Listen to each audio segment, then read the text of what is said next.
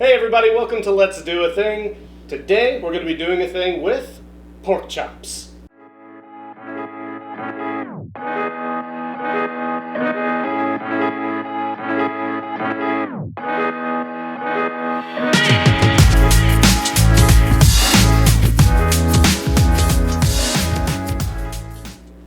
Now I know. Everybody's had a crappy pork chop. I mean, I can't even count how many freaking pork chops that I've had that were as tough as an old boot. I mean, that's a saying for a reason, right? Not this time. Not anymore. We can do better than that, and I'm going to show you how. So, this is the big secret to pork chops. First and foremost, get good pork chops. If you have the opportunity, have the ability, try to find good pork chops. Like the kind you get at Low Ridge Farm. Wait, up here. I'll link their channel. They're a great channel. You should go check them out. And if you're local in this area, get some pork chops. I fully suggest that you support your local farmers, anybody that you can get local pigs from. A, it's going to taste a lot better, it helps them out, and it's local. It's a good thing to do. That's the first step, is getting good product. That's always going to lend a better end result, always, unless you burn it to death. But we're not going to do that. Secondly, we're going to talk about two different methods here. A lot of people just fry it on the stovetop or grill it. And that is a very feasible way to make pork chops, but it's also easy to overdo it. You can dry them out very quickly. I've done it tons of times. But the second method we're going to talk about is a reverse sear. Yes, it takes a little bit more time and a little bit more gear, but it is almost foolproof. And it leaves these wonderful, perfectly juicy pork chops. We're going to do it both ways. I'm going to let you decide. But for starters, we're going to go ahead and salt this. And salting about 5 to 10 minutes before will just help the moisture come and collect on the top. The salt will penetrate into the meat. You'll pat this dry before we actually do any cooking. That pulls the moisture off the top of the skin and keeps it from steaming and allows it to brown a lot easier. So that's just a little pro tip. Get up high, let it rain down, and you look really impressive while you do it. Everybody here is struck with silence. That's how impressive I am. So not I am. So make sure to salt both sides. Don't cross-contaminate. If you touch raw meat, only salt with the hand that hasn't touched raw meat. You're going to want to salt these pretty liberally too, because these are probably 1.25 inches thick. And it takes a lot of salt to season that much meat. So don't be scared of it. Gonna go ahead and make sure to pat our meat down, get all the moisture off the top of this, keep it from steaming. So we've got our oven preheated to 225. We've got a thermal pin right here. This is pretty cheap. You can get this on Amazon for like 12 or 13 bucks, I think. Pretty cheap stuff. And we're just going to insert this in the side here.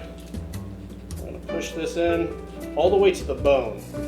Try to keep it level, because this part on this bone here is going to cook the slowest. That's the part that you want to hit 125. That's going to make sure that when we pull it out, this difficult area to heat up is already at 125. That's what's going to ensure this perfect cook. So we're going to throw this in the oven. It'll probably take 30-35 minutes. With your oven, it could be different. Every oven is different, but it could take 20 minutes, maybe even less. You'll just have to double check it and keep an eye on it for yourself. So we've gotten our pork chops out of the oven. They've been in there for about 30 minutes now.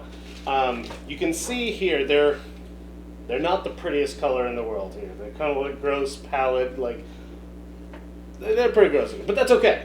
That's how they're supposed to look, because we're just going to quickly fry them off in here, and you'll see it has a beautiful golden color when we're done. So I've got a cast iron skillet here. I've got a little bit of olive oil in there, not extra virgin, just plain olive oil.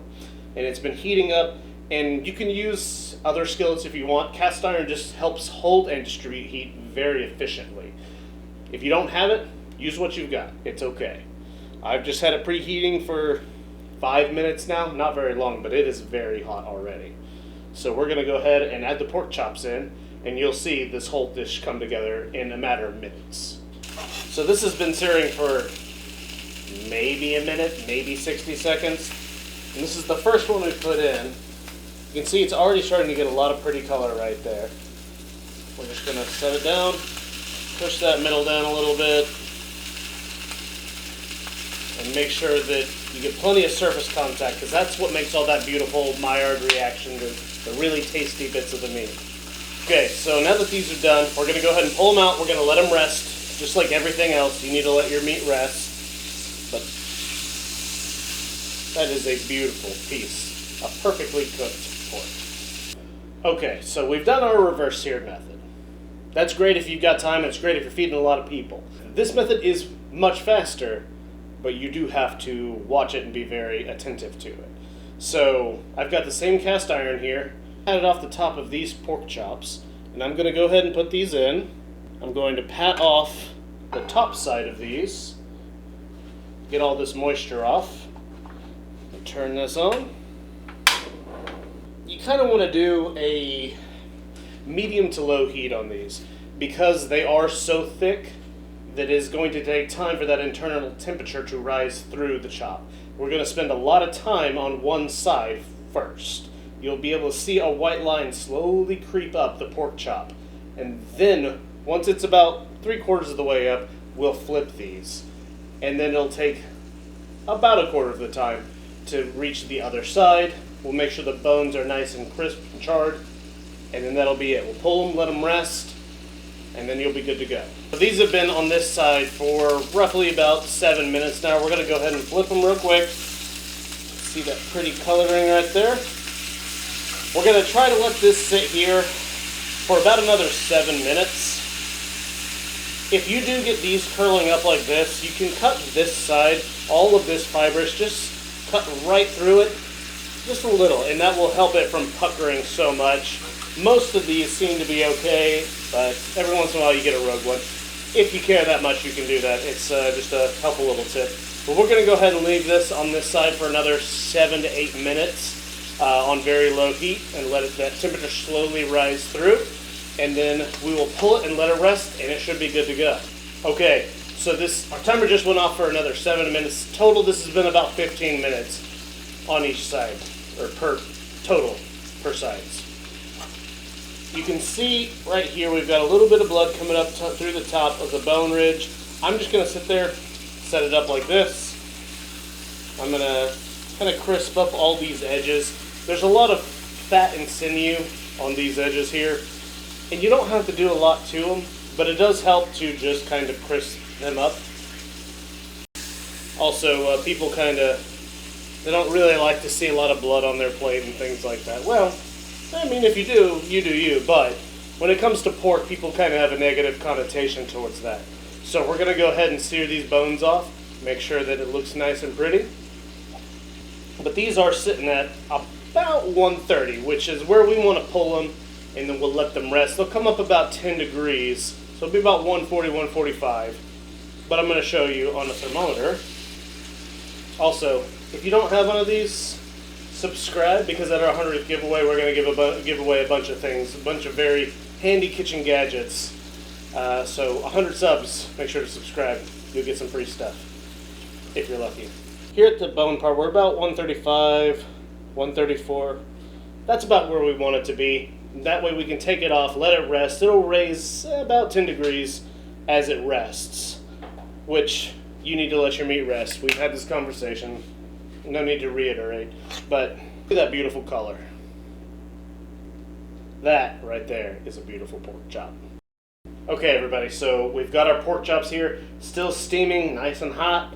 We've got a little bit of fresh thyme here. That's just what I like, a little bit of fresh. It just brings a little bit of freshness to this dish that can be a little heavy if you don't have any vegetables or anything like that. This is a velouté, which you should be excited for because it will be the next video. Make sure to check that out. We're going to go ahead and plate this up, and we'll cut into it and start serving. I'm going to hit it with some fresh black pepper. You can put this on before if you want to sear it on there. To me, it gets a little burnt flavor. I don't really, it's got this kind of acrid burnt flavor to a black pepper if you sear it on the meat. But I like to finish it just with some fresh black pepper. Yeah, just like that. We've also got our sauce here. I'm just going to run one little bit of this down the center. And then I'm going to take some thyme and kind of just lay it about. You can do this however you'd like. That is pork chops. Take a look at those bad boys. That is beautiful. That's 2 different ways, mind you. So no matter what, you should feel comfortable tackling this at home with ease, showing up for a date or your parents. I don't know you, but you can do it. Just give it a shot. Buy good meat, try these techniques, salt it, and you'll be fine. That's it. That's all it needs. Listen, I want to thank you all so much for watching this video, for supporting this channel, for everything that you do. Please interact with us. Let us know what you'd like us to see next. For all of you that do interact, thank you so much. To all my subscribers, I would like to say thank you so much. This show wouldn't be feasible or fun doing it without you, so I appreciate all your support. Please consider subscribing if you're not subscribed. Until next time, go try some of these pork chops and do a thing. Do a thing. Go do a thing.